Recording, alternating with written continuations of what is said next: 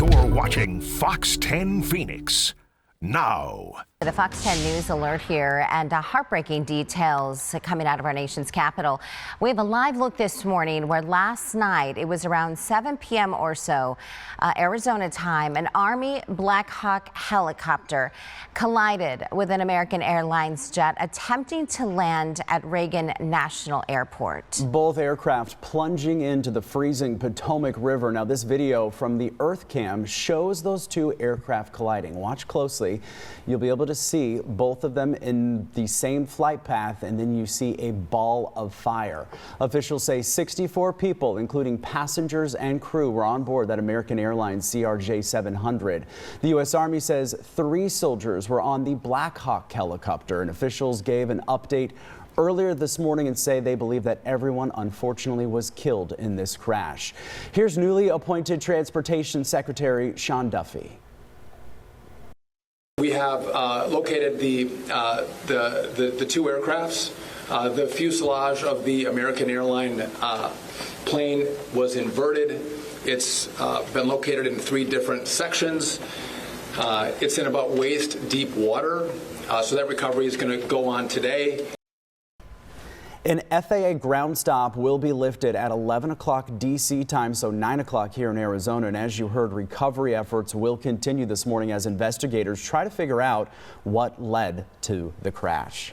Fox's Doug Luzader joins us live this morning from D.C., and we will see him in just a few moments, of course. But let's go right to this news alert at this hour as well. We're going to take you live now to Oregon. A paper mill on fire in Oregon City. This is southeast of Portland. According to Clackamas Fire, the property used to be the Blue Heron Paper Mill, and it is quite the blaze.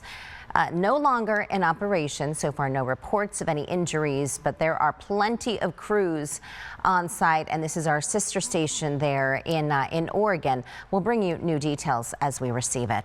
Also, on to some local headlines. We are following a Fox 10 News alert for you here in the Valley. A police investigation taking place at an apartment complex in North Phoenix. Dominic Newland is live at the scene. This is near 9th Street and Bell Road with the very latest on what she's learning. Good morning, Dominique. Good morning. Yes, we're right off of East Bell Road, and we are just now getting an update from police, learning more about this double shooting, learning that 1 man is dead and 1 woman is currently suffering from some non-life-threatening injuries. Here's a current look at the scene. So this has been blocked off since around 11:30 last night here at the Bell Ridge Apartments. We're told officers responded to this area of 8th Street and Bell Road for reports of a shooting, and when officers arrived, they found an adult male and adult female with at least 1 gunshot wound each.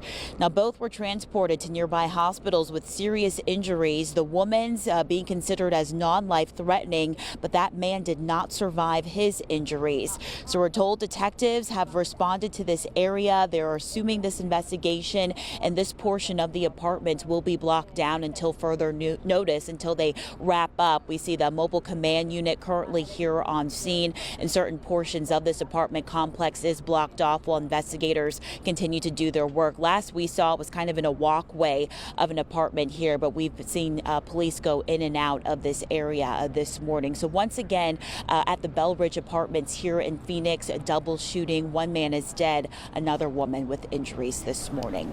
I'll send it back to you. All right, Dominique, thank you. Also, police investigation taking place in an East Phoenix neighborhood. This right here is a scene near 28th Street and Thomas. At this time, we can only share it was called out as a shooting very early this morning around 3:30. We are working to get some more information for you. And a crash under investigation in the West Valley. Take a look. This was the scene in Surprise near Grand Avenue in Dysart. At this time, we only know that this was being called out as being a pedestrian-involved accident. We have reached out to police to get additional details for you. We're also learning new details about an unfortunate death of a skydiver in Eloy. This is a very popular spot for a lot of skydivers. They have a big community there in this part of the valley. We spoke with the skydiving instructor and close friend of the 55-year-old woman. We are told her name is Ann Wick. She was experienced. She performed hundreds of jumps all over the country. Well, a friend of the Minnesota native native tells us it happened as she jumped with 3 others, all of the parachutes fully deployed. Wick had trouble, though, near the end of the jump, and her reserve chute did not open. The problems occurred towards the end of the canopy ride when you're starting to form up for landing. Some of the most dangerous time during a skydive is during the landing.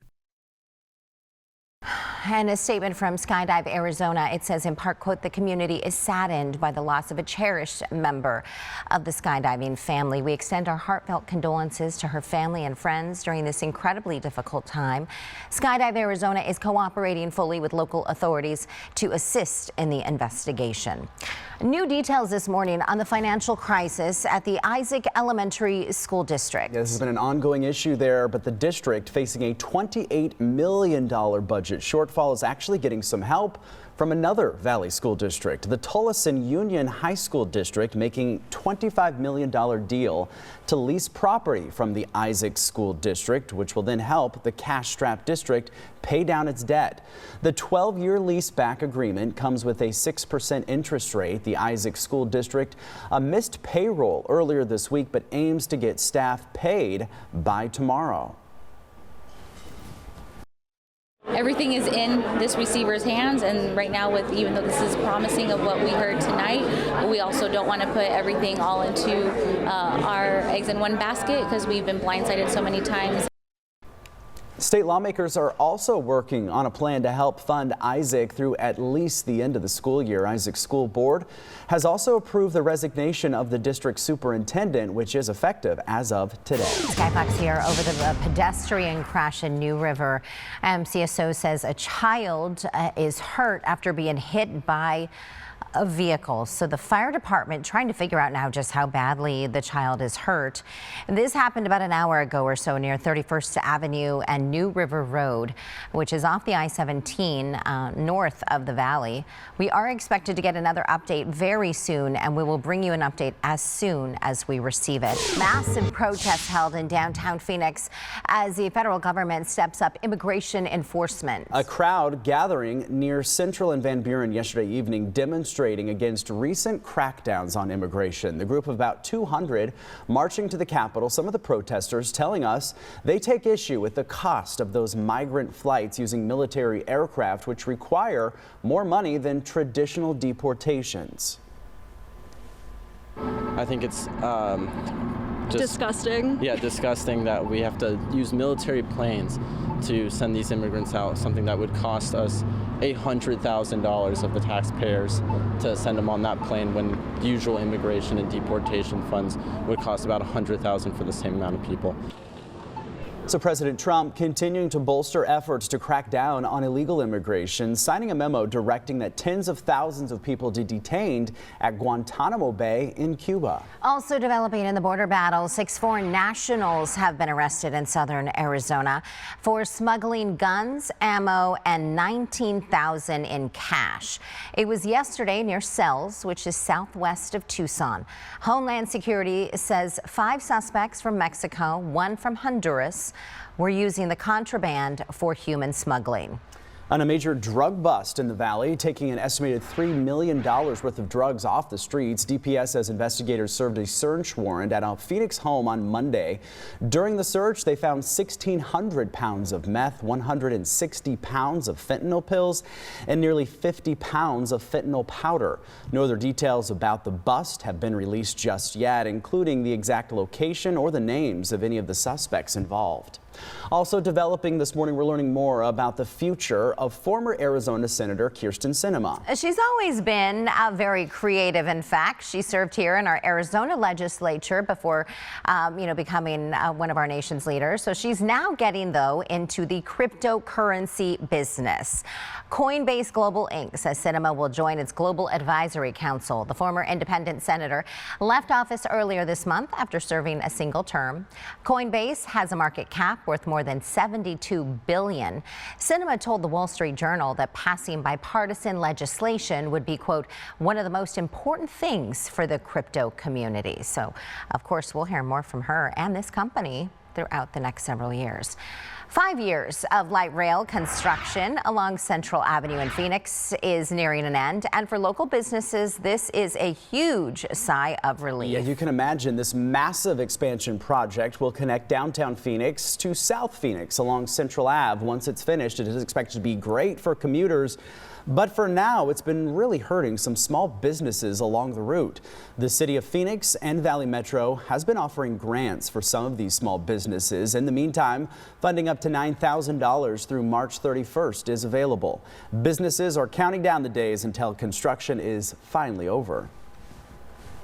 That's all we can hope for is that progress will continue on South Central, and South Central will become a great thoroughfare again.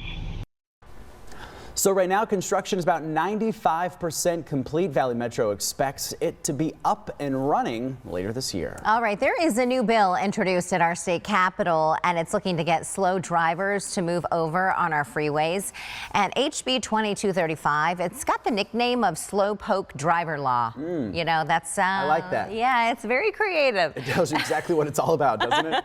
It would impose a $500 fine for drivers going at or below the speed limit in the far left lane, which is generally reserved as a passing lane or if you are driving very fast. It would apply to highways with 2 lanes going the same direction. Lawmakers say the goal is to reduce congestion by keeping the left lane clear for passing drivers. The measure calls for new signs warning drivers about the fines and asking some of those slower drivers to really stay in that right lane. So this is if you're driving, let's say, to Tucson, or if you're up in our higher elevations or state routes and driving around the state. Well, also happening at the Capitol, lawmakers introducing a bill to help the Diamondbacks stay at Chase Field and help pay for the stadium renovations. House Bill 2704 would allow the use of sales tax from events at Chase Field and income tax from players and staff for repairs and improvements. Those taxes could generate $15 to $20 million a year. The Diamondbacks claim the need for upgrades to the stadium have kept the team from signing a new long-term lease with Maricopa County. The D-backs are looking for a 25-year extension. Their current lease expires in 2027.